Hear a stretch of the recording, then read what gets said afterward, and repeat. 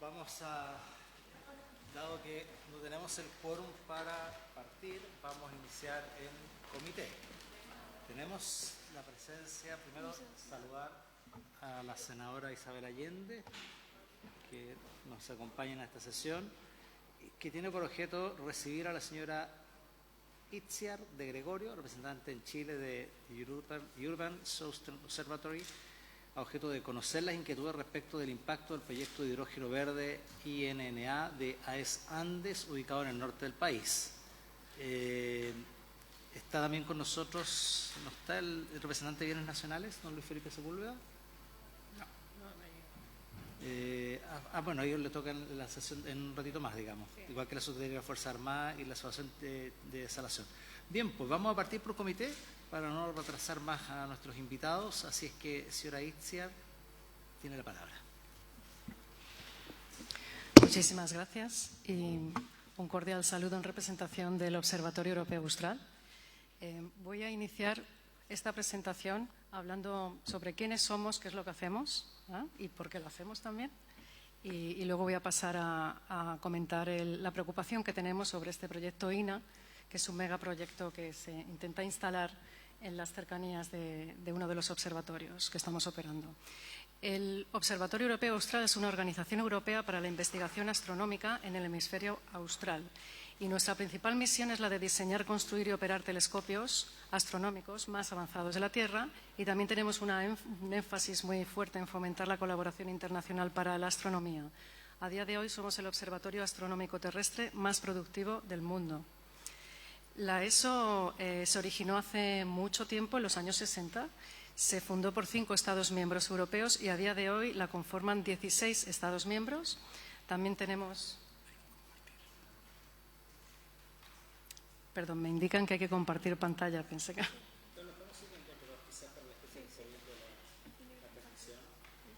Yo comparto pantalla ahora mismo. A ver, zoom para acá.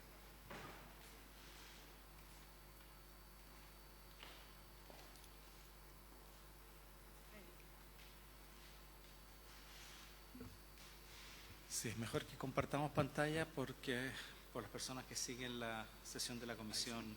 Ahí estamos, sí. Y TV Senado. Como decía, la ESO se formó en los años 60 por 5 Estados miembros europeos y a día de hoy la conforman 16 Estados europeos. Tenemos un socio estratégico que es Australia y todos nuestros telescopios están en Chile, que es el país anfitrión. El único motivo por el cual 16 Estados europeos colocarían estos grandes telescopios en Chile es por la calidad excelente de sus cielos, que son los mejores del mundo. Chile tiene los lugares más oscuros y prístinos del planeta. Es la última ventana al universo, se encuentra en este país. La ESO llegó en los años 60 con el Observatorio de la Silla, en la región de Coquimbo. Al norte somos uno de los socios contribuyentes al interferómetro ALMA. Y en Antofagasta tenemos un telescopio que se llama BLT, formado por 4 telescopios de más de 8 metros que pueden observar individualmente o en su conjunto, formando otro telescopio que se llama BLTI. Estos telescopios están operando desde hace 25 años y han tenido una importancia fundamental en el desarrollo de la astronomía a nivel mundial. Y como no tenemos mucho tiempo, para que entiendan el impacto que ha tenido, comentarles solamente que de momento llevamos 3 premios Nobel que se han otorgado gracias a datos que se han tomado con estos observatorios. Muy cerquita del cerro donde están situados estos telescopios, como a 25 kilómetros, en el Cerro Armazones, estamos construyendo el mayor ojo del mundo, un gigante de 40 metros de diámetro. Y aparte de impactar en numerosas áreas de la astronomía, tiene un objetivo muy importante que es intentar detectar vida en otros planetas. Entre los 2 cerros vamos a empezar la construcción este año de un tercer observatorio muy importante de rayos gamma que se llama CTA, viene de Cherenkov Telescope Array y que es extremadamente sensible a la contaminación lumínica. Si bien a día de hoy nos hemos mantenido bastante apantallados en cuanto al aumento de contaminación lumínica debido a la distancia a la que se han situado diferentes tipos de industrias, cada vez estamos viendo la aparición de más y más industrias que se van acercando peligrosamente al observatorio. Esto se puede ver en esta imagen de la derecha, que es una imagen satelital donde se ven las distintas luminarias de los distintos proyectos industriales y también de ciudades. Sin embargo, recientemente hemos sabido de un proyecto, se llama Proyecto INA de AES Andes, que es un megaproyecto industrial que pretende instalarse al lado del observatorio. Estamos hablando de 5 kilómetros del centro del CTA, que es una red, es un conjunto de telescopios. En realidad, la primera antena estaría incluso más cerca del comienzo de este proyecto. Está situado a 11 kilómetros del VLT y estaría formado por un parque eólico gigante, una planta fotovoltaica de varios kilómetros cuadrados de extensión, una desalinizadora, planta de producción de hidrógeno y de amoníaco, un puerto industrial, además, que se encontraría situado justo debajo del observatorio VLT, al 16 kilómetros de distancia, y además tienen un modelo de industria que pretende atraer a otras industrias al área para que usen este puerto para exportar internacionalmente. El proyecto fue enviado a estudio de impacto ambiental a finales del 2024. Este proyecto, debido a la envergadura y a la distancia tan cercana a nuestras instalaciones, va a producir diferentes impactos nefastos a estos observatorios. El primero está relacionado con la contaminación lumínica. Cuando aumentamos la contaminación lumínica de un sitio, se imposibilita la detección de objetos muy débiles. Y este ha sido uno de los principales motivos por el cual trajimos estos gigantes, estos telescopios gigantes, a estos lugares, para poder acceder a estos objetos muy débiles. Además, durante la fase de construcción, la cantidad de emisión de polvo a la atmósfera va a afectar no solamente a nuestros espejos e instrumentos debido a que se va a depositar en ellos, sino también va a aumentar la contaminación lumínica, va a aumentar la opacidad atmosférica y va a difundir toda la luz, el polvo. Después también vamos a observar un aumento de turbulencia atmosférica. Esto es muy importante porque nosotros en nuestros observatorios trabajamos con una técnica que se llama óptica adaptativa, mediante la cual podemos casi simular que estamos observando en el espacio. Y para que entendamos esta técnica, cuál es la diferencia entre aplicarla y no, ahí he incluido un par de imágenes. Es un planeta azul. La imagen de la izquierda es con óptica adaptativa, la de la derecha es sin óptica adaptativa. Hay un impacto muy fuerte en cuanto a la calidad de la imagen. Y por último, el hecho de tener estas turbinas eólicas tan cerca del observatorio va a producir una serie de microvibraciones que pone en riesgo las observaciones con el VLTI y con el ELT.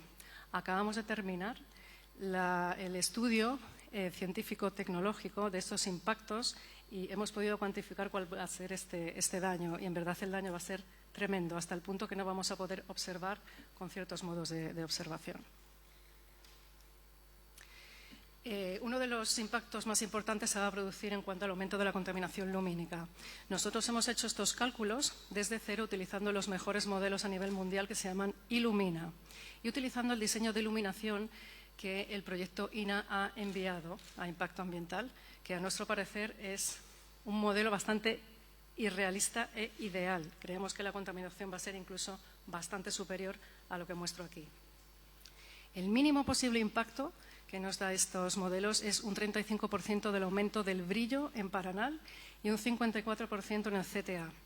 Además, esto se amplifica en el caso de presencia de nubes. Tenemos presencia de cirros un porcentaje de tiempo en estos lugares que nos permiten hacer observaciones, por cierto, astronómicas. Entonces, para entender en una imagen de qué estamos hablando, a mano izquierda representado lo que da el modelo de contaminación lumínica en la situación actual. Este círculo representa el horizonte, los 360 grados de horizonte. El centro del círculo estaría apuntando al cenit, ¿sí? Esa es la situación que tenemos ahora.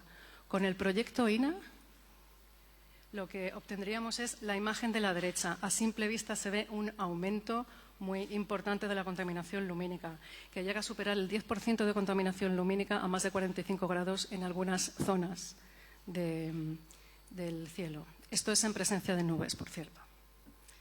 Entonces, nosotros hemos llegado a la conclusión con todos estos cálculos científicos tecnológicos que la única mitigación de estos impactos, tanto de contaminación lumínica como del resto de afectaciones, terminarían si el proyecto se reubica. Estamos hablando de una distancia que va entre los 50 y 100 kilómetros, de nuevo utilizando los modelos de iluminación que ha enviado la empresa, ¿sí?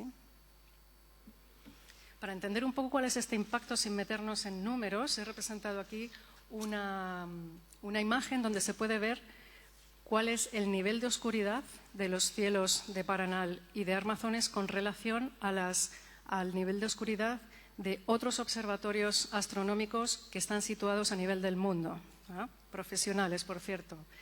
Aquí no gana el que más banderas tiene, gana el que se encuentra más a la izquierda. En primer lugar, en cuanto a oscuridad y calidad de cielos, tenemos a Paranal, seguido del Cerro Armazones. Después llega otra serie de lugares. Si situamos este proyecto aquí, ¿ah?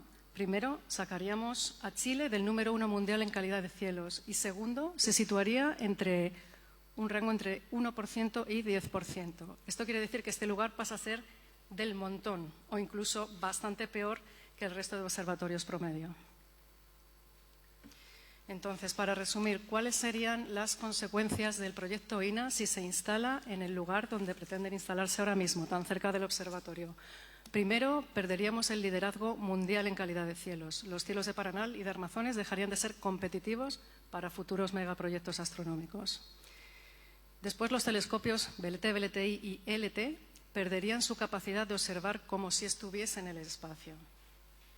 Las vibraciones producidas por las turbinas eólicas imposibilitarían observaciones con VLTI e impedirían la estabilidad necesaria para alinear los 40 segmentos que forman el espejo gigante de 40 metros del LT. Después, por supuesto, se produciría una disminución de la inversión de ESO en desarrollo de instrumentación futuro. Nosotros, como organización internacional, estamos continuamente invirtiendo en el desarrollo de futuros instrumentos. Esto es lo que hace que permanezcamos a la cabeza de la astronomía mundial.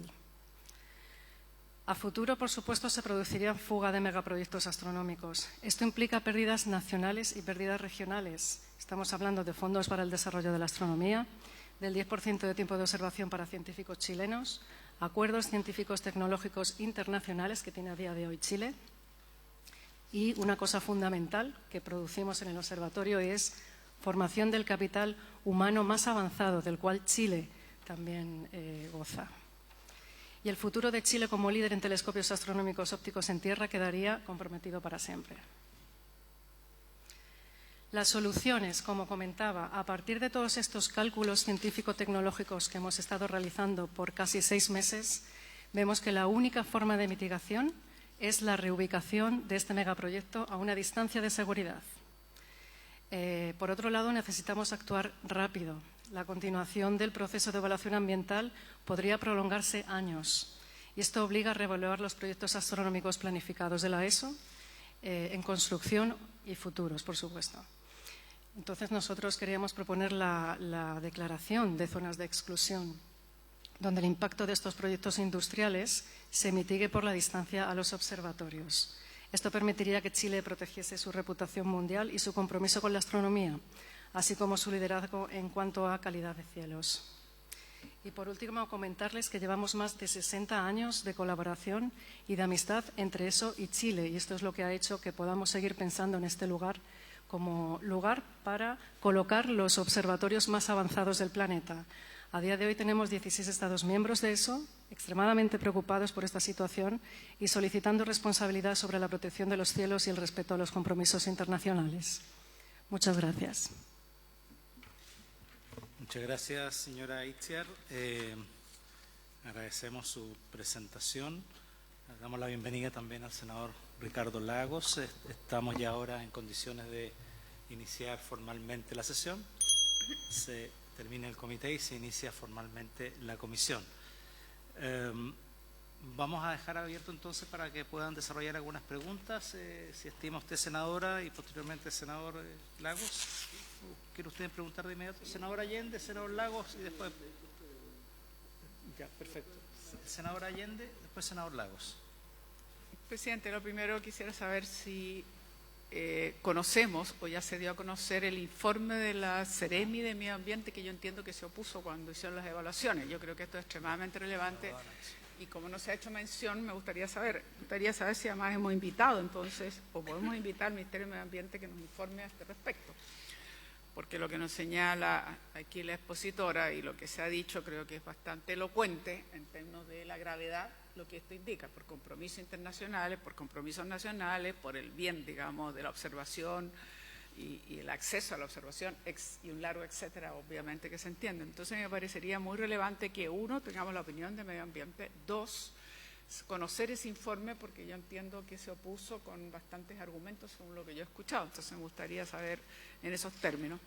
Y tres, yo no sé si, además de invitar al Ministerio de Medios Nacionales, pues se puede invitar a la superintendencia, en definitiva, para saber si existe o se ha explorado, o pregunta que hago también, aprovecho a hacerle a la representante de eso, si ha explorado alguna solución, conversación, negociación, más allá de nuestros trámites, digamos, legales que tienen que ver con nuestra ley, digamos, y la regulación de las fiscalizaciones o más bien los permisos de los proyectos. Eso es que me gustaría saber. Gracias, senador Allende. Vamos a acumular las preguntas. Senador Lagos. Sí, gracias. Bueno, le doy la bienvenida al representante de eso. Mi pregunta, señor presidente, y yo valoro la presentación. Yo creo que mi pregunta es sencilla, ¿qué dice la autoridad chilena? Porque este tema no es solamente un tema medioambiental y del CEREMI, que estoy de acuerdo con el señor y respaldo lo que señalaba el senador Allende. Acá hay un tema casi de política exterior nuestra respecto a este proyecto. Exacto. O sea, yo me gustaría oír la opinión de la Cancillería, me gustaría oír la opinión, mire lo que voy a decir, tal vez del Ministerio de Hacienda. O sea, esto tiene un impacto económico, esto tiene una proyección para nosotros. Chile ha invertido en esto, comillas, ciertamente los recursos metálicos provienen de los socios estratégicos en este proyecto, no hace falta decirlo por razones económicas, etcétera. Pero nosotros, si tenemos, la única razón por que están acá, lo digo, no es porque seamos los más fiables del mundo, no es porque tengamos la gente mejor capacitada, que puede influir. Esto tiene básicamente porque la calidad de los cielos. Eso es la razón que están establecidos acá. Y a partir de ahí, esto tiene una serie de encadenamientos muy importantes, el tema académico, el tema universitario, el tema de investigación, el privilegio que le da a Chile tener, entiendo yo, me pueden corregir y si es así tal vez los que estén viendo esta sesión, astrónomos chilenos o científicos me van a decir, Lago, está equivocado, pero yo entiendo que tenemos también un espacio reservado para poder también tener la capacidad de observar, 10%. ¿Ya? 10%. Entonces, todo eso es lo que está en juego. Entonces, si yo no me estoy oponiendo al proyecto INA, no quiero, pero creo que esto amerita una mirada que excede los temas tradicionales del permiso, del estudio de impacto ambiental. Este es otro tema, este es un tema de política exterior, es un tema académico de investigación con las universidades chilenas que va a implicar esto, ¿ya? Y tres, que puede hipotecar eventualmente el futuro de estos proyectos.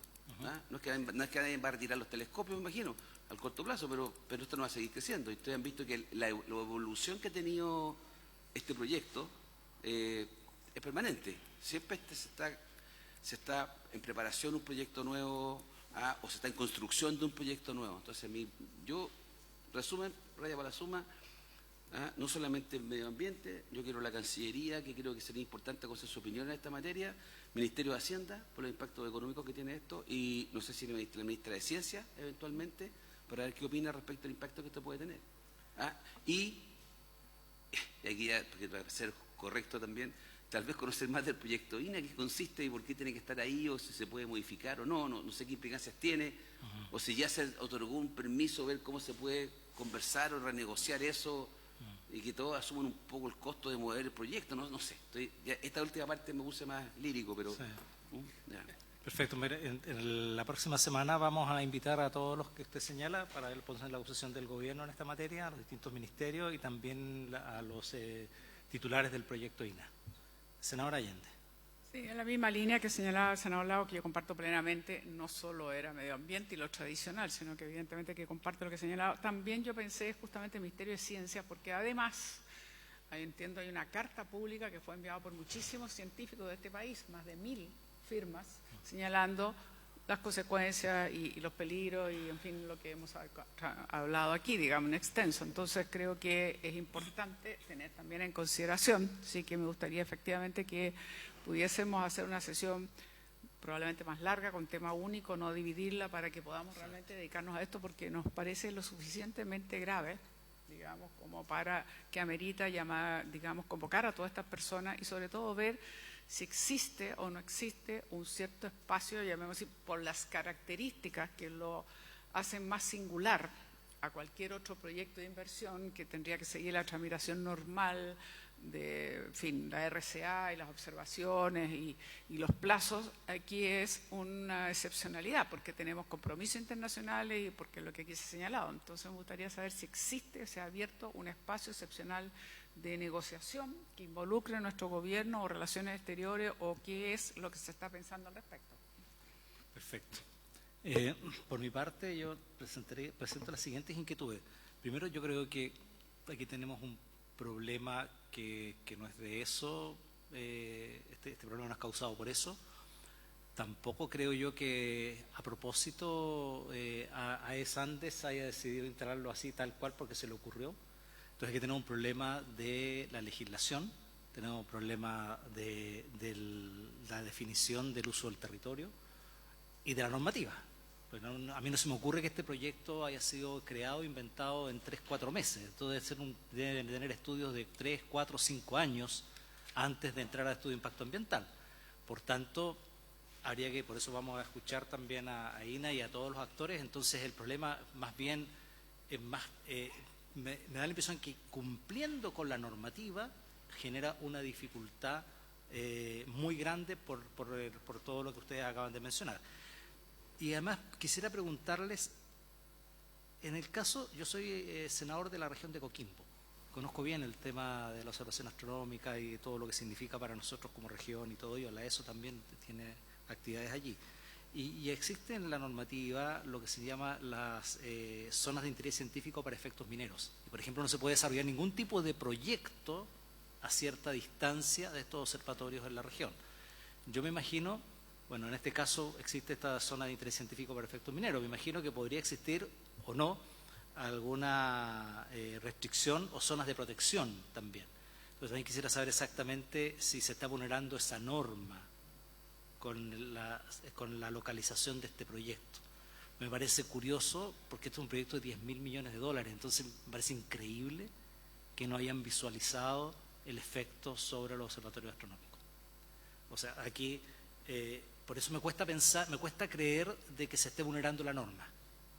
Entonces, el problema es de la norma. Y tal como decían aquí los senadores, hay que buscar un mecanismo de arreglo de esto, porque evidentemente una inversión de esta envergadura, con las características que ello implica, uno podría pensar de que estas cosas tendrían que haberse previsto. Entonces, y además el Servicio de Evaluación Ambiental permitió que se continuara esto, por lo tanto, aparentemente cumple con la normativa. Entonces, quitamos una dificultad que no solo nos obliga a resolver este tema puntual, que es un nudo gordiano que hay que resolver, sino además qué modificaciones hacemos en la normativa para estos efectos. También. Entonces, yo creo que esos son los temas que me gustaría escuchar de ustedes un poco en función de esta reflexión, las interrogantes que he planteado. Y otra pregunta al margen, quisiera saber, este 10% de observación para científicos o investigadores chilenos, ¿se usa completamente? ¿Quiénes lo usan? ¿Y qué universidades y en qué forma se distribuye ese tiempo? Se distribuye en forma equitativa, por ejemplo, entre la Universidad Católica del Norte, que es una universidad que está en la región de Antofagasta, y la Pontificia Universidad Católica de Chile, por ejemplo. ¿O cuáles son los criterios para distribuir ese tiempo? Eso. Senador Chaguán, senador Lagos, senador Allende. Señora Arquien, hola, ¿cómo está? Bueno, primero saludarla. Estuvimos ya en la Comisión de Relaciones Exteriores con ustedes y decirles que por lo menos desde la Comisión de Relaciones Exteriores tienen todo el respaldo, el apoyo.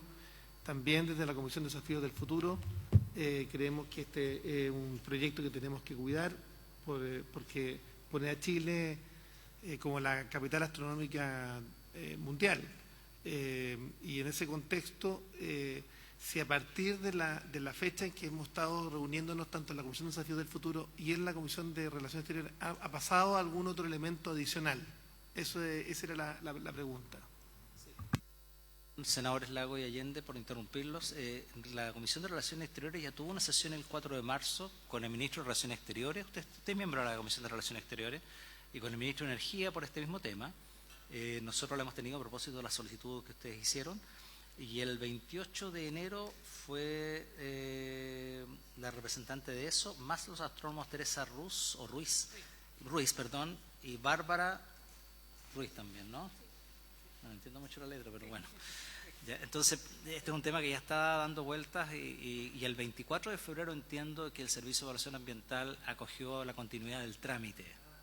El 24 de febrero, que se vencía el plazo para poder determinar si el proyecto podía continuar o si, en el fondo, la admisibilidad que se le llama, ¿no?, estos primeros 40 días que en definitiva el proyecto carece de información o tienen información suficiente, o las dificultades que tienen podrían ser subsanadas en el transcurso de la evaluación. Senador Lagos tiene la palabra. Sí, me pareció que a partir de lo que usted estaba diciendo se me había querido rectificar algo, ya me olvidé. El alemán a propósito. El alemán me está matando. Sí. No es alemán, pero en mi caso soy más viejo, en mi caso pasamos... es la clorinda, como decía. Okay. Mientras se recuerda, le pasamos a la senadora Allende. Senadora Allende. Presidente, lo que pasa es que, bueno, yo entiendo lo que usted agregó, es que el Servicio de Evaluación, Ambiental no dio un término anticipado. Entonces se entiende que continúan los plazos, etcétera, etcétera. Eso es por un lado. Pero por otro lado, nosotros tenemos una nueva normativa sobre emisión respecto a contaminación lumínica. Ahora, entiendo que está básicamente concentrada en sectores urbanos, entonces yo no sé qué tanto aplicabilidad tiene en ese aspecto. Probablemente ahí se escapa un poco, porque no estamos hablando en plena ciudad, más bien estamos hablando del desierto. Es probable que eso haya permitido que este proyecto, digamos, entrara y comenzara a seguir su tramitación, pero si hubiera estado en plena ciudad, comillas, por decirlo así, o en los alrededores de una ciudad y ya teniendo esta nueva normativa, probablemente no habría podido continuar. Yo creo que esa es otra de las razones. Pero en fin, eso es lo que quería como señalar. Gracias. Gracias, senadora Allende. Senador Lago sí recordó, parece, ¿no? Sí. No, lo que pasa es que cuando usted hace el alcance de tal vez aquí tener un problema normativo porque tal vez se cumplen las normas por un lado, se cumplen las normas por el otro, pero esto genera una incompatibilidad que no estaba prevista, más me hace sentido ese lirismo final que planteé, porque ocurre que tal vez la empresa, el proyecto INA, también puede argumentar que ha cumplido con la normativa, que tal vez ha tenido un costo alternativo, puede tener costos efectivos. Entonces cuando dije ese lirismo de que bueno, habría que buscar la fórmula de tratar de acomodar eso, asumiendo tal vez distintos actores una responsabilidad para reubicar, si es que fuera posible, si la empresa tiene ganas. Por eso que creo que el lirismo no está tan perdido en la medida que si la razón es que la normativa no logró operar o capturar un caso como este, que es bien raro porque este es como evidente este caso, pues si la razón por la cual se establecen allá es porque no hay luminosidad de cierta envergadura, pues no hay otra razón que estén allá. Claro, porque además hay que ir pensando esto más bien en el largo plazo, digamos, y ver cómo se compatibilizan la observación científica y las zonas de exclusión con el desarrollo de proyectos de inversión que son relevantes para el país también, que son en generación de empleo, inversión, crecimiento. Entonces hay que ver cómo compatibilizamos todo esto, digamos.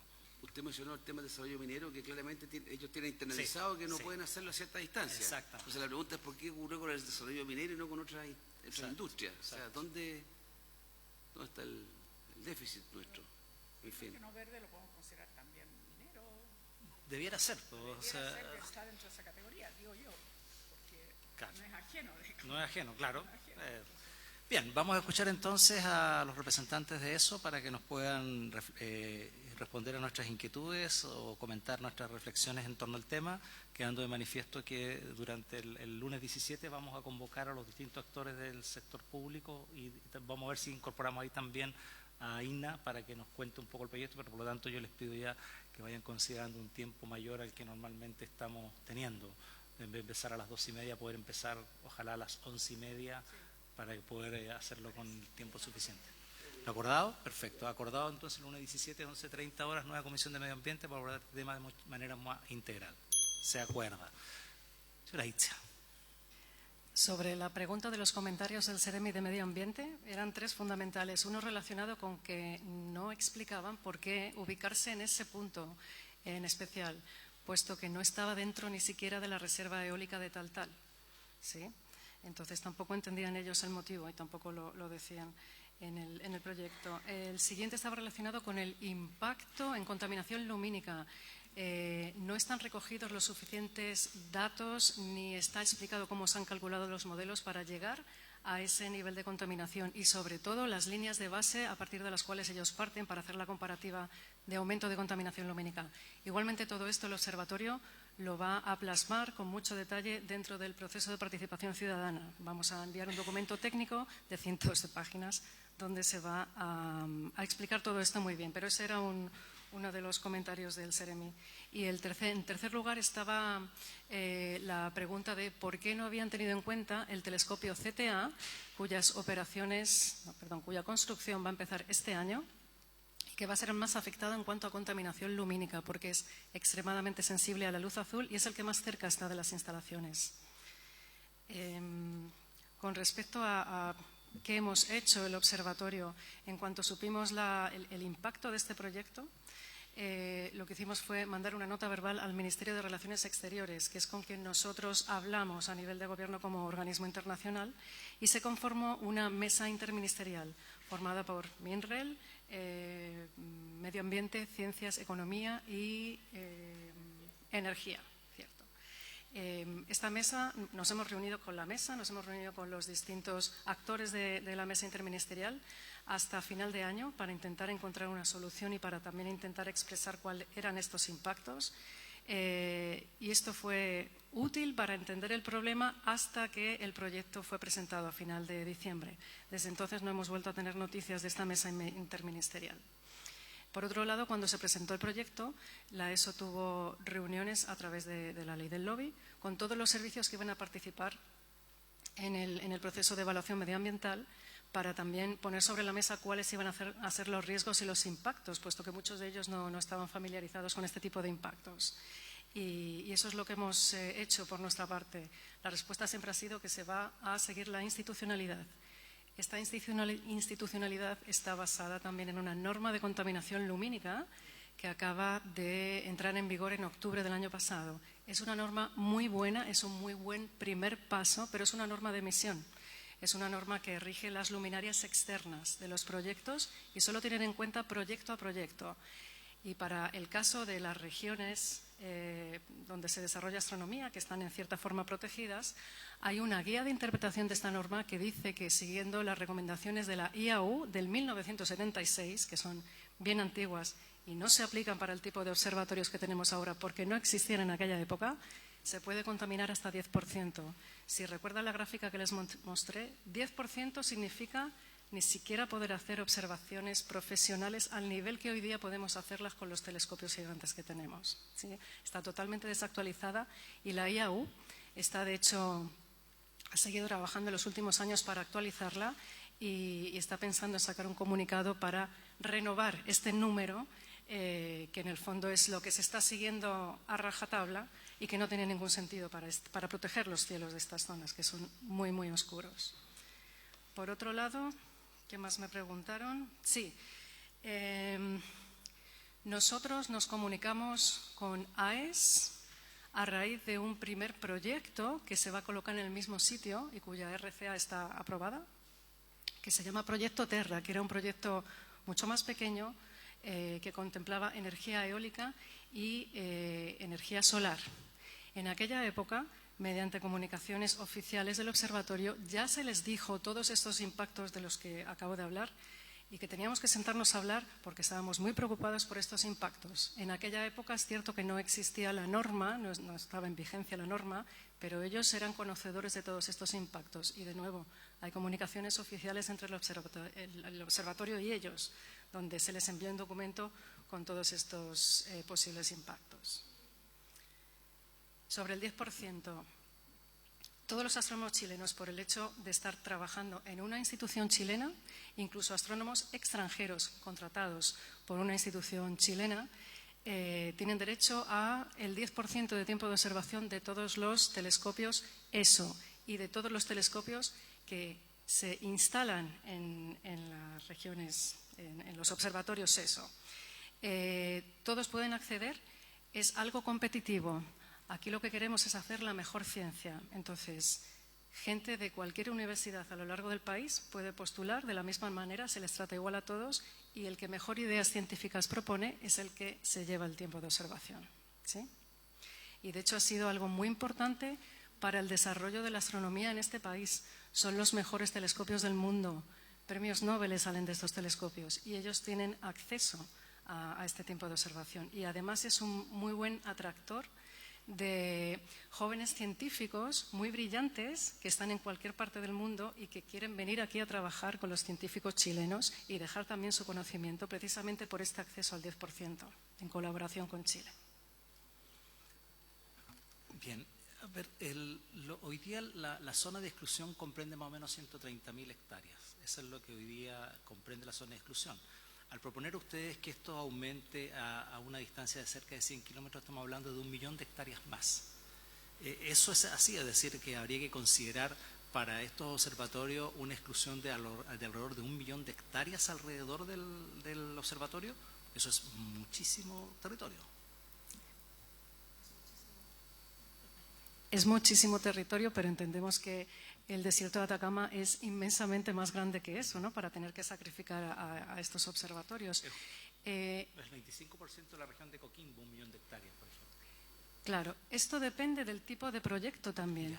De hecho, estas zonas de exclusión a futuro deberían de ser complementadas con ese desarrollo que nos falta en la norma de contaminación lumínica y que no protege la calidad de los cielos, ¿no? No es lo mismo un proyecto INA a una distancia de 100 kilómetros que una pequeña industria a una distancia de 20 kilómetros, siempre y cuando puedan seguir la norma de contaminación lumínica. Hay sitios pequeños que parecen ferias de la cantidad de luminarias que hay innecesariamente, porque no siguen la norma de contaminación lumínica, que se podrían mitigar, ¿cierto? Entonces, todo depende del tamaño. Esa distancia que nosotros proponemos es una distancia a la cual se podrían colocar industrias grandes con mucha mitigación en cuanto a contaminación lumínica y siempre considerando que tendríamos que ver la suma de todas estas industrias. Si todas se quieren colocar a 100 kilómetros, también contaminarían. Y es ahí donde entraría en juego la norma secundaria de contaminación lumínica. Y otra consulta, y como última cosa, por lo menos por mi parte, al considerarse, al definirse esta zona de exclusión en la última legislación normativa, los distintos estamentos estatales que armaron esta norma, ¿lo hicieron con la participación de ustedes? O sea, ¿ustedes estuvieron conteste a cómo quedó la norma? ¿Ustedes participaron activamente de la creación de la norma? Que parece que se los quedó corta, digamos, hoy día. Pero quisiera saber si realmente ustedes fueron consultados, participaron activamente o no, en fin. El observatorio como tal no participó. ¿Ah? Hay una organización que sí que se encarga de proteger los cielos de Chile y con la cual el observatorio colabora. Entonces, entiendo que sí se les dio todos estos números, impactos, etcétera. Ahora, de lo que se les sugirió a cómo terminó la norma, entiendo que eso ya fue responsabilidad del gobierno de cómo se definió, ¿sí? Yo pienso que se sabía que esta norma iba a ser buena, pero necesitaba a futuro una revisión, sobre todo para evitar ese tipo de situaciones. También entiendo que pilló por sorpresa que un proyecto tan sumamente grande pensase en colocarse al lado de los observatorios justo después de haber sido inaugurada esta norma, ¿no? Sí. Y una última inquietud, perdón. ¿La construcción e instalación de observatorios están sujetos de evaluación ambiental o no? Presidente, perdón. No están sujetos a evaluación ambiental. Uno, porque la propia legislación chilena así nos lo contempla en el numeral respectivo de la legislación medioambiental y también después por otras consideraciones legales, específicamente por la naturaleza jurídica de la ESO en este pacto como organismo internacional. Ya, perfecto. Muchas gracias. Presidente, perdón, disculpe, si me permite, claro, simplemente para atender una de las inquietudes también del senador Lagos, en cuanto a que efectivamente la problemática que nosotros estamos planteando no solamente se puede analizar o restringir a un análisis medioambiental, sino que efectivamente también de carácter internacional o de derecho internacional y estratégico, tal como lo dice, porque efectivamente, y así también se lo hemos manifestado al Ministerio de Relaciones Exteriores, tenemos convenios, o Chile tiene convenios internacionales vigentes en donde existen compromisos de garantizar o de proveer las condiciones necesarias para que la organización pueda desarrollar los telescopios. Si esas condiciones no están dadas, la pregunta es si podemos seguir operando los telescopios tal como están hoy día. Y eso también pone en duda el futuro de la organización. Aquí, esto no es una cosa que nosotros podamos decidir de aquí a un mes más cuál va a ser el siguiente proyecto. El proyecto del LT, por ejemplo, el que nosotros pretendemos finalizar el 2028, es un proyecto que se inició su discusión al principio de los 2000. Es decir, nosotros nos demoramos 30 años en desarrollar un proyecto. Por lo tanto, si es que hoy día tenemos dudas de respecto a cuál va a ser el futuro en el cual nosotros podamos desarrollar nuestros proyectos astronómicos, evidentemente tenemos que plantearnos desde ya dónde vamos a colocar el próximo telescopio que va a existir en 20 años más o 30 años más. Y pone en duda, evidentemente, la vida útil de los instrumentos que tenemos actualmente, que claramente son de largo plazo. Gracias. ¿Estamos en el límite? Senador Lagos. Yo sé que estamos en el límite, pero yo diría que desescalemos el tema. Primero quiero formar una opinión respecto a lo que piensa la autoridad, lo que piensa el gobierno, porque se podría entender esto que, producto de lo que está ocurriendo, ya se está reconsiderando las inversiones o la ampliación de eso en Chile. Y yo creo que lo estamos precisamente haciendo acá en este minuto, tratar de ver cuál es la fórmula de solución. Lo digo para que aproximemos, ¿cómo puedo decirlo?, con un cierto grado de optimismo, digamos, que hemos encontrado una solución y que no esto no va a ser un choque. Precisamente por muchos de nosotros acá hemos intervenido entendiendo que esto hay que evitarlo, porque y si la norma no está suficientemente clara o no se puso en ese caso, habría que ver qué decisión toma, pero yo me imagino que, o sea, con mi modesta experiencia que tengo, dificulto que se vaya a terminar la relación Chile-eso. Eso yo lo veo por más fotovoltaico bueno que sea el proyecto que se quiere instalar. Hay que ver cómo compatibilizar, y especialmente en el largo plazo, no pensando coyunturalmente en este problema, sino en los futuros problemas y cómo la norma se va adaptando en función de la tecnología también, o las revisiones que se tengan que hacer cada cierto tiempo, en fin. Bien, les agradecemos entonces a los representantes de eso, señora Itzia, a quien le acompaña, y también entiendo que está un abogado de eso también. Usted está presencial entonces, sí, no estaba por Zoom. Bien. Le agradecemos y vamos a estar en permanente contacto, seguramente lo vamos a volver a invitar para poder seguir conversando este tema. Sí, muchísimas gracias. Bien, lo más probable es que sea en la próxima sesión. Vamos a dar el paso ahora entonces a nuestro segundo punto de la tabla, que dice relación con ya derechamente continuar con el estudio del proyecto de ley de concesiones marítimas, digamos. Por tanto, está presente con nosotros el presidente de la Asociación Chilena de Desalación y Reuso. ¿Cómo? No. ACADES, el señor Alberto Cres, el vicepresidente ejecutivo, señor Rafael Palacios, y el gerente de regulación, don Jorge Bofill. Por favor, adelante, tomen asiento. Y también el Ministerio de Bienes Nacionales, don Luis Felipe Sepúlveda, nuestro invitado permanente. Si gusta, aquí al frente. No, don Luis. Ahí ustedes, aquí nomás, acomódense nomás para que así estemos. Pónganse por acá nomás, don Luis.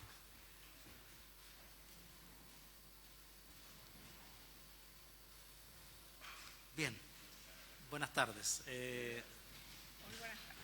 Adelante, don Alberto.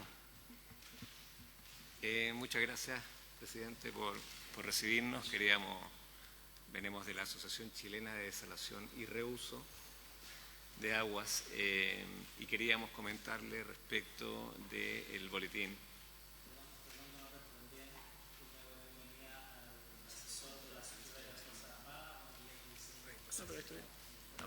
Muchas gracias, señor presidente, y por su inmediato. No hay problema, muchas gracias. Vamos directo a la presentación. ¿No está pasando aquí? Sí. Ahí pasó.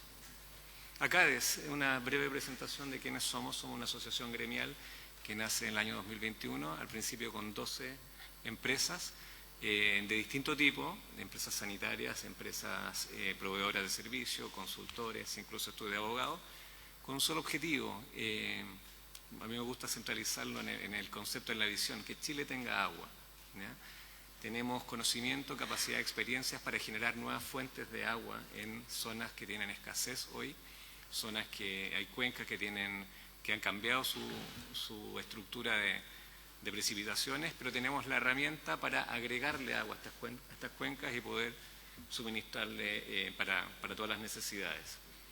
En general, estas nuevas cuencas nosotros las centralizamos, estas nuevas fuentes las centralizamos principalmente en desalación y reuso, que son las que tienen, como les decía, más experiencia y mayor potencial de crecimiento.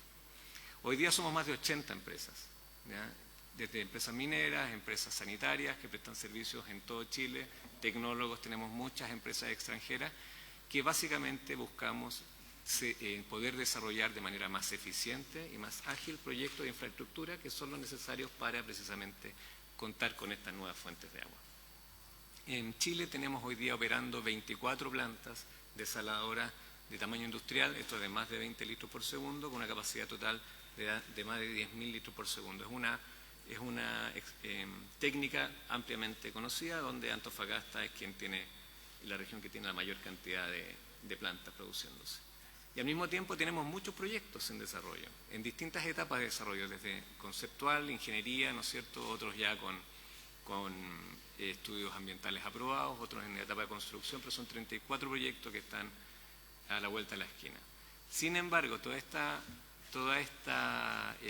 necesidad evidente, ¿no es cierto?, y esta experiencia empieza a tener algunos problemas en su desarrollo, en su crecimiento, que tiene que ver principalmente con la gestión de todos los permisos y de todos los requerimientos legales que se tienen que desarrollar para un proyecto de esta naturaleza. Dentro de esos permisos, uno de los críticos es la concesión marítima. ¿Ya? Creo que ustedes saben que puede tomar hasta 3 años plazo, y es el punto de partida muchas veces de las gestiones cuando se toma la decisión de avanzar en un proyecto de estas características. La concesión marítima es la que da pie luego a la evaluación ambiental, que son otros plazos bastante extensos, y en la práctica nos estamos demorando desde que se tomó la decisión en avanzar en un proyecto de estas características del orden de 10 años, lo que no se condice y no es compatible con las necesidades que tenemos. Ya tenemos muchos proyectos que están en desarrollo y que quisiéramos en cierta medida poder hacer más eficiente el desarrollo y agilizar su proceso. Rafael Palacio, nuestro director ejecutivo, va a meterse un poco más al detalle de estos temas. Muchas gracias. Es importante señalar, presidente y senador de la comisión, que nuestra visión, la presentación que vamos a dar acá, es la resultante de 2 proyectos de ley, evidentemente, ¿no? Nosotros tenemos que sumar en el fondo el proyecto de ley de este boletín con el 11.608 que está actualmente en la Comisión de Hacienda del Senado. Exacto, la ley marco de desalación. Esta diapositiva muestra un poco el flujo de procedimiento resultante de estos 2 proyectos de ley, ¿ya? Básicamente es una imagen que por nosotros, sí. Así es. En el fondo esa es la resultante del, por así decirlo, el flow chart, digamos, del procedimiento administrativo resultante de esto. No. Esto es así, digamos. No. Es básicamente una imagen visual. Les vamos a entregar la presentación y un documento, digamos.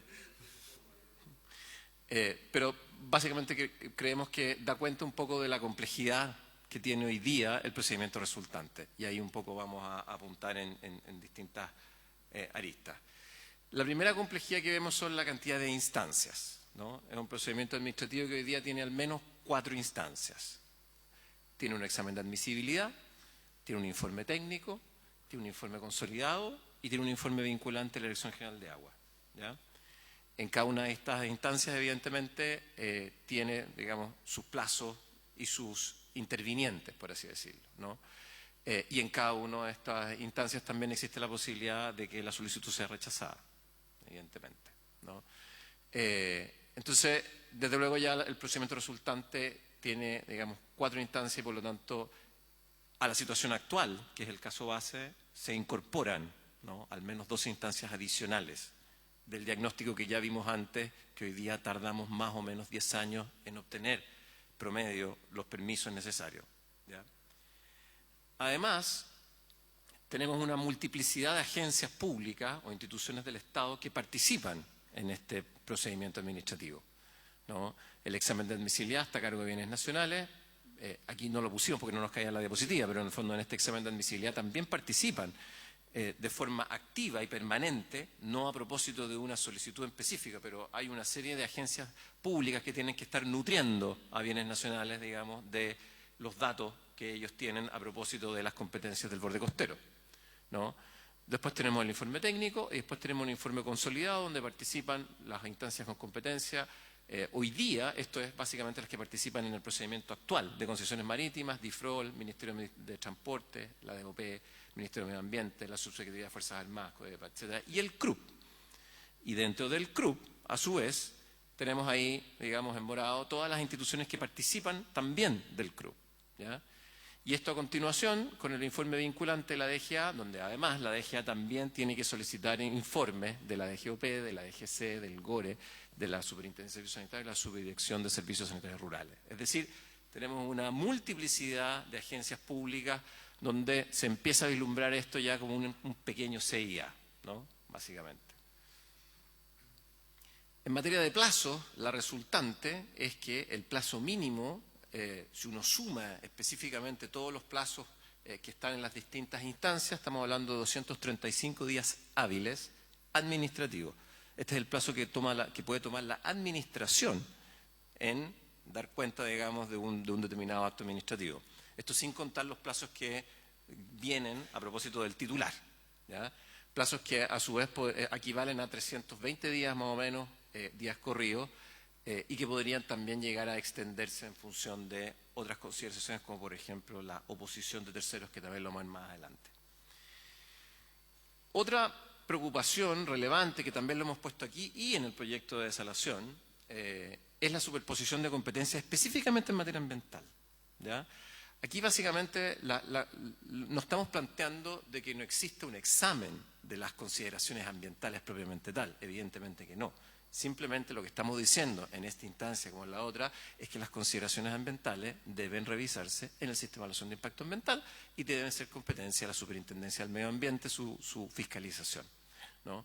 Aquí tenemos en el fondo en el numeral 4 del artículo 25, tenemos que todas estas agencias, digamos, cuando en el informe consolidado, tienen que velar también por consideraciones de carácter medioambiental, social y económico, ¿no? Entonces, insisto, no estamos diciendo en el fondo que esto no tenga un análisis medioambiental, sí estamos diciendo que ese análisis se realice en el foro correspondiente y entendemos que este no es el foro correspondiente de las consideraciones medioambientales, porque esto genera duplicidad y contradicciones con resoluciones de uno u otro procedimiento. Perdón, don Rafael, esto respecto del proyecto que estamos analizando en cuestión. De transferencia en concesiones, sí. El de concesiones. De este boletín, efectivamente. Lo que pasa es que yo señalé también desalación porque hicimos la misma observación en desalación. Ambas, digamos, incorporan en el análisis del procedimiento, en el análisis sustantivo, consideraciones medioambientales, ¿no? Un quinto elemento que también es preocupante es la oposición. La oposición normalmente en el procedimiento actual, obviamente que tiene que existir el derecho a oponerse, ¿no? Y por lo tanto hay una publicación en un diario oficial donde cualquier interesado puede oponerse. Pero esa oposición se resuelve en la admisibilidad, ¿ya? Y una vez que se resuelve, el procedimiento administrativo continúa. En este caso, hoy día, la oposición, en el fondo, le da a la persona interesada la calidad de tercero y, por lo tanto, participa de todo el procedimiento administrativo, hasta el acto concesional, ¿no? Entonces, esta persona, en el fondo, finalmente puede estar presentando o oponiéndose, valga la redundancia, en todas las etapas del procedimiento, ¿no? Lo cual le da un carácter mucho más litigioso, ¿no?, a este procedimiento que el actualmente existente y, bueno, disminuye la certeza jurídica y otro. Y por último, tenemos la extensión de la concesión. El proyecto de ley establece que la concesión no puede en ningún caso extenderse por más de 50 años, ¿ya? Esto de por sí es contradictorio con el proyecto de ley actual de desalación, que tiene una duración de 30 años renovable, al menos por una vez. Pero no solamente existe eso, sino que es preocupante, digamos, para muchas operaciones e instalaciones existentes el limitar la duración de esta concesión, ¿no? Los proyectos mineros en general probablemente se proyectan mucho más allá de los 50 años. Son instalaciones, una planta desaladora, a su vez son instalaciones que debieran estar, digamos, renovándose y siendo probablemente examen, pero debieran estar proyectadas para durar más de 50 años y por lo tanto es complicado el establecer un límite taxativo, digamos, en la vigencia de la concesión, siendo como dijo el presidente, un activo, digamos, esencial de estos proyectos. Las propuestas que les planteamos son más o menos evidentes y tienen que ver con las inquietudes que estamos presentando. La primera es fusionar informes, ¿no? Simplificar el procedimiento administrativo. La verdad que no se entiende muy bien cuál es la lógica de tener un informe técnico y después un informe consolidado, cuando todo, digamos, podría llevarse a cabo en una única instancia. Y a continuación entendemos que va a haber el informe vinculante de la Dirección General de Aguas del otro procedimiento, ¿no? Hay varias consideraciones aquí, pero efectivamente se entiende la lógica que hay detrás del informe técnico, que se aboca exclusivamente a la superposición del polígono, y el informe consolidado, en el fondo, tiene, una vez que ya está ese polígono consolidado, se recoge las observaciones que puedan tener otras agencias públicas, ¿no? Pero que nosotros consideramos que lo del polígono se debe poder resolver en el examen de admisibilidad, ¿no? Y después finalmente ir a las consideraciones del artículo 25 propiamente tal. La segunda es el alcance de los informes vinculantes. Cuando estamos en la fase del informe consolidado, esto es de nuevo como un pequeño CIA donde se extiende bienes nacionales, le entrega el informe técnico a distintas agencias públicas para que se pronuncien respecto de las materias del artículo 25, los 5 numerales, ¿ya? Y esto también es una consideración que ustedes deben estar muy familiarizados porque se planteó en el proyecto de ley de evaluación ambiental 2.0, ¿no?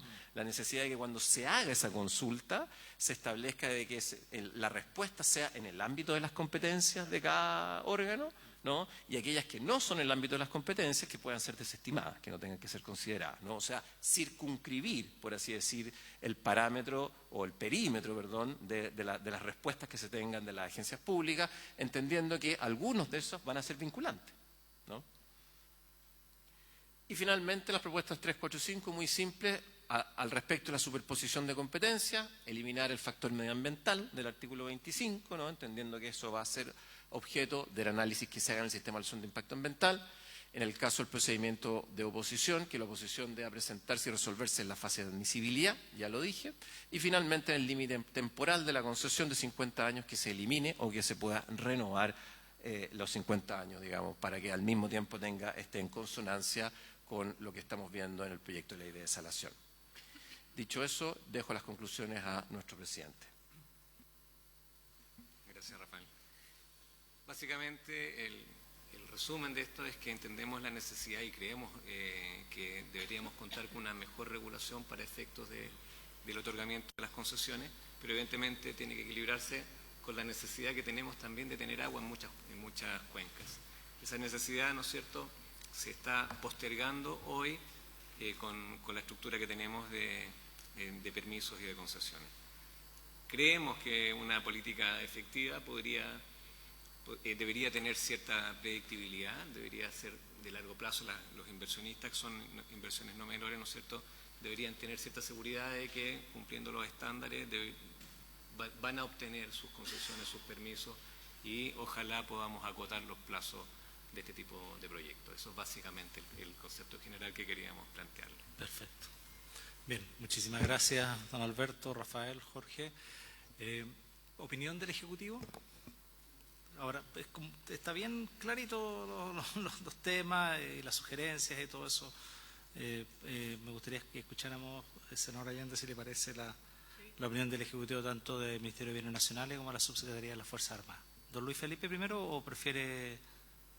Ya, don Luis Felipe, entonces, por Bienes Nacionales. Muchas gracias, presidente. Saludarlo a usted y, por cierto, a través de usted a todos los senadores presentes.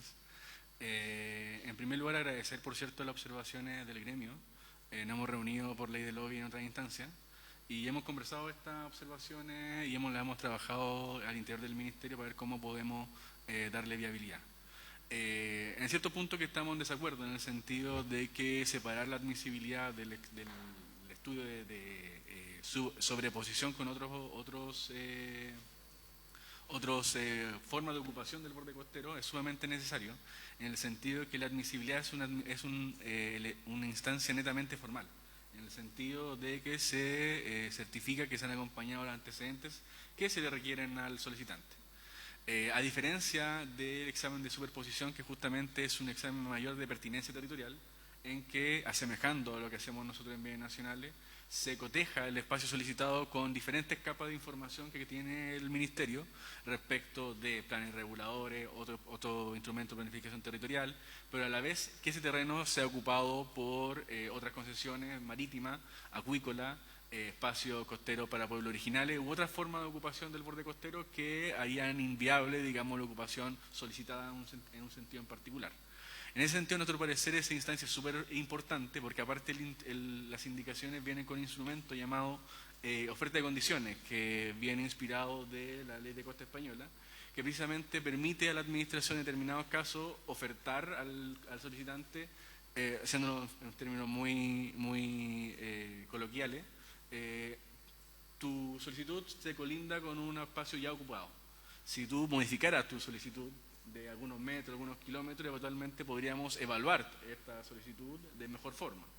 Entonces, en sí tiene un valor importante el examen de pertinencia territorial, en el sentido de que nos permite despejar el análisis y eventualmente ofrecer al solicitante una alternativa viable para su solicitud. Respecto del informe consolidado, lo que diferencia el informe consolidado del informe técnico de sobreposición es que justamente en ese informe nosotros enviamos la información a los organismos a que le pedimos información para que se pronuncien justamente. En ese punto yo creo que es posible que sea precisar en las indicaciones, pero la idea es precisamente que los informes solicitados sean sobre puntos específicos y puntuales respecto de las competencias de cada organismo al que se solicite información. Acá se mencionó al Departamento de Fronteras, se me fue la sigla, pero precisamente, DIFROL, la normativa actual de bienes nacionales se le consulta solamente cuando afecta zonas fronterizas, no en cualquier caso y no sobre cualquier tema. Ese mismo criterio del que he aplicado en el sentido del informe consolidado. Respecto del informe de la DGA, eso por cierto materia de otro proyecto, pero que ha sido consensuado y conversado dentro del Ejecutivo, se entiende que las concesiones para desalinización tienen cierto componente importante que requiere que ese organismo especializado se pronuncie. Eso va a pasar en otros tipos de concesiones. En materia portuaria, de hecho, estamos hablando de la importancia de la opinión del Ministerio de Transporte y Telecomunicaciones respecto al otorgamiento de concesiones de puertos.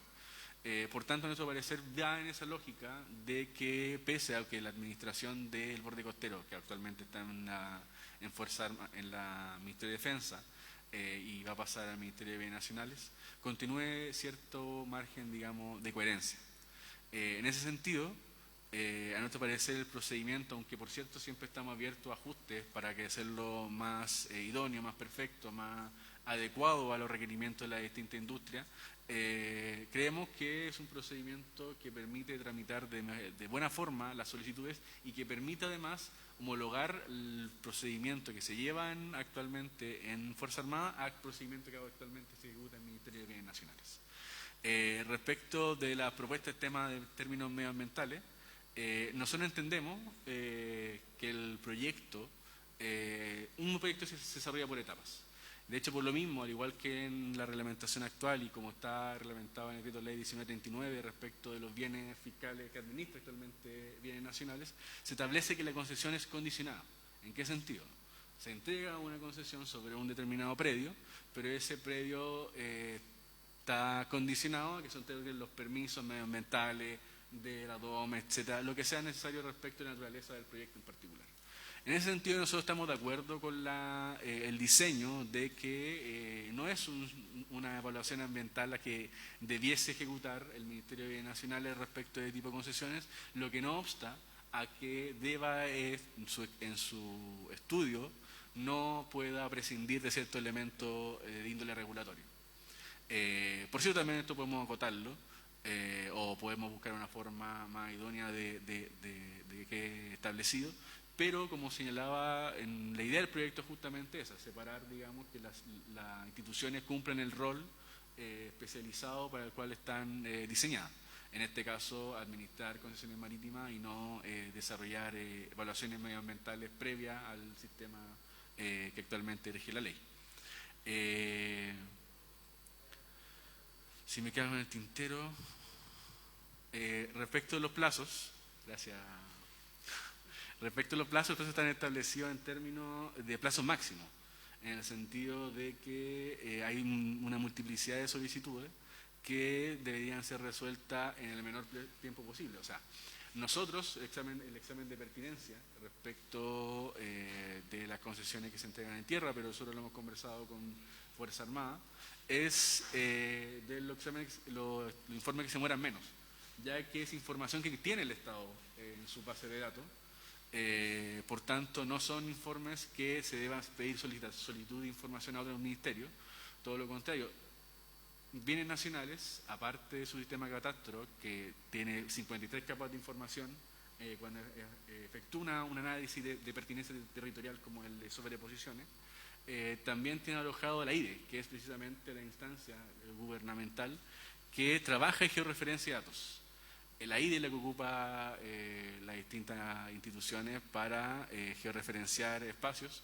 En ese sentido, me gustaría relevar las capacidades del Ministerio de Bienes Nacionales para trabajar justamente esos datos. Actualmente, el procedimiento actual obliga a que el solicitante acompañe información con la que ya cuenta el Estado. Se le pide que acompañe información sobre si el espacio requerido no se sobrepone a concesión acuícola. Se le pide que acompañe un certificado emitido por el MOP que señala que el espacio solicitado no existen obras portuarias proyectadas o que estén en realización. Exige una multiplicidad de informes, de información con la que ya cuenta el Estado y que puede ser procesada por de mucho mejor manera y que permitiría cumplir con los plazos de la mejor forma posible. Respecto a los informes, aunque el cuadro que presentaron, por cierto, muestra la multiplicidad de organismos a los que se le puede solicitar, las indicaciones también tienen una institución de establecer en el reglamento subcategorías respecto del fin productivo de la concesión que se busca solicitar. En este sentido, a nuestro parecer, ese instrumento nos permitirá de que el procedimiento, que es un procedimiento general, y digamos que muestra los grandes elementos, pero sin entrar en detalle en cómo estos se van a desarrollar administrativamente, es una herramienta que nos permitirá atender las distintas solicitudes con las particularidades y especificidades que se tengan. Nosotros hemos hablado, por ejemplo, esto con el Ministerio de Transporte y Telecomunicaciones respecto de información que ellos requieren, que es de suma relevancia para que se pronuncien, y que creen que es importante que se lo solicite al solicitante desde un inicio. Actualmente no tenemos esa posibilidad de diferenciar las solicitudes respecto de la característica del proyecto que quieren realizar. Las indicaciones otorgan esa posibilidad y, en ese sentido, muchos de los inquietudes que tiene el gremio pudieran ser resueltas a través de ese procedimiento administrativo especial que, digamos, está acorde al proyecto de ley. Ahora, terminando, y si se me queda con el tintero, por cierto, estamos abiertos a responder de nuevo.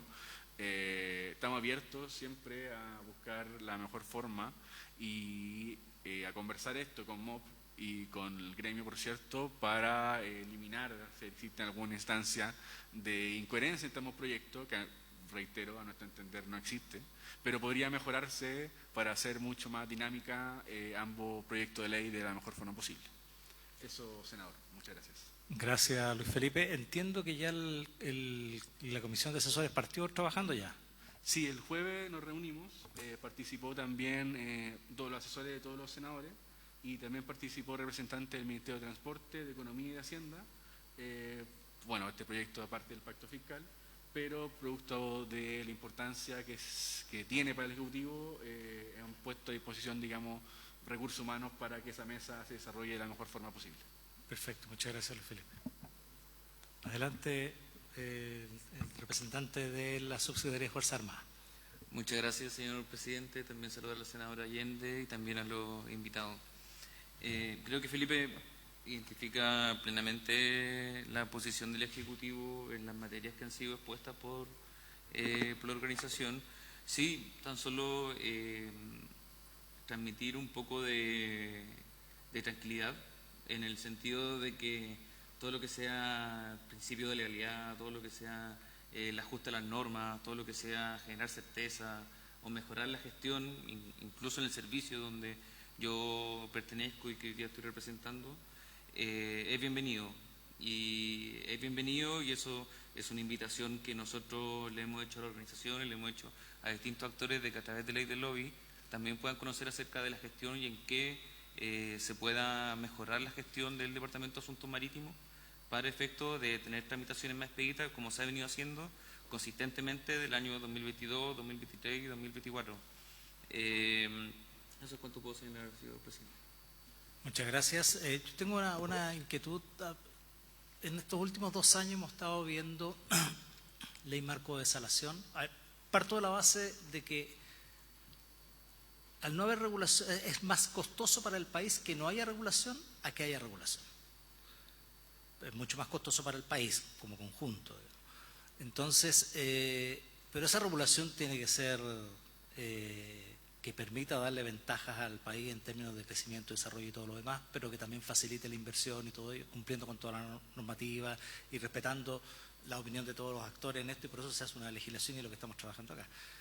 A su juicio, teniendo en vista la ley marco de desalación, teniendo en vista además este proyecto de concesiones marítimas y por otra parte la ley marco de autorizaciones sectoriales, ¿ustedes tienen a la vista ya una evaluación de qué significan estas regulaciones en términos de permisología y en términos de disminución de tiempo y generación de certezas? Entonces me gustaría conocer la opinión de ustedes.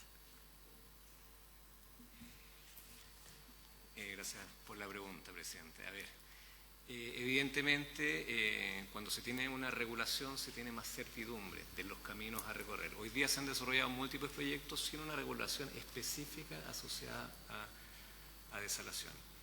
Sin embargo, creo personalmente que los proyectos, el proyecto de desalación y este proyecto en particular, si bien va a ayudar en esa certidumbre de que esto va a operar con ese criterio, ¿no es cierto?, para poder extraer agua desde el mar y transformarla en agua para distintos usos, no está acortando plazos de partida, ¿ya? Así lo vemos, uno podría tener la voluntad o la esperanza que sí fuese más eficiente, pero de verdad nuestra experiencia en desarrollo de proyectos y con distintas contrapartes, que fue parte de la razón del por qué se forma la asociación, de poder aunar ciertos criterios, ¿no es cierto? Nuestra experiencia es que va a pasar un poco esto de la multiplicidad de evaluaciones, sobre todo en el tema, por mucho que queramos tener buenas perspectivas o buena voluntad respecto de cómo se va a ver el tema ambiental, van a haber opiniones, creemos nosotros, se va a abrir una puerta. Es un poco desde el punto de vista del inversionista, de los inversionistas, tienen cierta incertidumbre, ¿ya? Entonces no sé de verdad si hoy día que necesitamos una buena regulación para mejorar la certeza jurídica de los proyectos, ¿no es cierto?, y el desarrollo de los mismos, personalmente es lo que he conversado, digamos, con algunos inversionistas, ellos ven que vamos a tener nuevos y más procesos de los que ya tenemos. La evaluación ambiental es muy rigurosa, tiene múltiples permisos y es un proceso que se ha ido desarrollando en el tiempo y las empresas se han ido ajustando a esas exigencias. El temor que se tiene es que esto se replique en cierta medida con esto, digamos, con estos proyectos de ley. Eso es un poco la figura bien macro. Bueno, en las modificaciones que se están estudiando para la ley 19.300 precisamente apuntan que los temas ambientales se evalúan solamente en sede ambiental. Uno tendría a pensar entonces que en la ley de concesiones marítimas los temas ambientales no entran, para más hacerlo consistente con la ley marco de autorizaciones sectoriales. Es un tema que tendremos que evaluar y sopesar en su minuto cuando entremos a discutir ya en profundidad, especialmente en la comisión de trabajo que se está desarmado, de que una de las cosas que adoptamos en la modificación a la ley 19.300 es que los temas ambientales se ven en sede ambiental y los sectoriales sectorial, para evitar las duplicidades. Y está bien acotado también en la modificación de la ley 19.300 lo relacionado con la pertinencia de las observaciones respecto de las atribuciones y competencias de cada servicio público. Y aquellas cosas que exceden, que hoy día se da en la práctica, exceden a las competencias de los servicios públicos en la observación y comentarios. Señor abogado. Presidente, solamente quería acotar un poco cuando nos referimos a certeza, porque puede ser un poco vago hablar de certeza. Una cosa es la certeza. Precisamente, claro, uno podría pensar de que para tener mayor certeza habría que tener más regulación. Ese es precisamente el punto que quiero hacer, porque una cosa es la certeza respecto del procedimiento, de cuáles son los pasos que yo voy a tener que seguir para obtener mi permiso. Otra certeza es qué se me va a exigir a mi proyecto. La segunda es sumamente importante y es aquella también que se vea impactada esencialmente cuando tenemos múltiples actores que tienen un amplio margen de discrecionalidad. No estamos diciendo que haya una sospecha constante respecto del Estado, sino que lo que estamos diciendo es, en la medida en que yo no puedo anticipar al momento en que yo preparo preliminarmente mi proyecto cuáles van a ser las exigencias, yo estoy expuesto, que es lo que hemos visto en múltiples ocasiones, al rediseño de mi proyecto. Y eso tiene un costo, eso tiene una incerteza. Y eso es al final lo que también tenemos que también a lo que se tiene que apuntar. Lo que pide en general la industria es, nosotros tenemos que poder anticipar cuáles son los proyectos y a qué costo van a tener esos proyectos. Luego, el desarrollador en específico o en particular definirá si es que ese proyecto lo desarrolla o no lo desarrolla. Pero tiene que poder anticipar, si no eso termina siendo un imposible que termina perjudicando la posibilidad que uno pueda tener de proyectar esta industria en el tiempo. Ese es un poco el punto que le quería mencionar. Perfecto, muchísimas gracias. No sé si el Ejecutivo tiene algo más que agregar. Brevemente. Don Luis Felipe. Nosotros nos plegamos a la idea de que cada institución debe cumplir su rol determinado por ley. Y pese a que el proyecto de concesión marítima trae consigo consideraciones ambientales, yo lo dijo el ministro acá cuando estuvo presente, que en un elemento medular de las indicaciones se señalaba de que las costas, y es uno de los factores justamente de los que se habla acá, el primer factor es que las costas sean utilizadas para aquellos proyectos cuya naturaleza deban desarrollarse específicamente las costas. El segundo factor es lo establecido en la Política Nacional de Uso Costero. El tercer factor es la zonificación y los instrumentos de planificación territorial en el espacio solicitado. Un tercer factor es el que menciona el gremio, en el sentido de consideraciones de ámbito ambiental, social o económico. Y una última consideración o factor de manera residual es el interés público en términos generales. En ese sentido, aunque nosotros consideramos que el Ministerio debe tener ciertos espacios para evaluar las concesiones, me gustaría de todas formas, y relevar la importancia del término de la protección medioambiental en términos generales, igual me gustaría precisar que lo que menciona el gremio respecto de ese factor es un factor acotado dentro de otros factores que involucran en el momento de otorgar o no una concesión marítima. Por cierto, reitero que estamos abiertos a perfeccionar este listado de factores, pero me gustaría hacer esa precisión en el sentido de que me parece excesivo señalar que las indicaciones traen consigo una evaluación ambiental a priori antes de que ocurra, digamos, llegue al CEA. Eso quería precisar. Materia que será discutida en la comisión asesora y después aquí en nivel parlamentario. Por cierto. Senadora. Sí, una última intervención. Simplemente acotar que el problema cuando se establece como criterio de evaluación criterios socioambientales en términos genéricos es que eso en la práctica termina operando como norma, es como una ampliación de la competencia del órgano que tiene que hacer ese examen.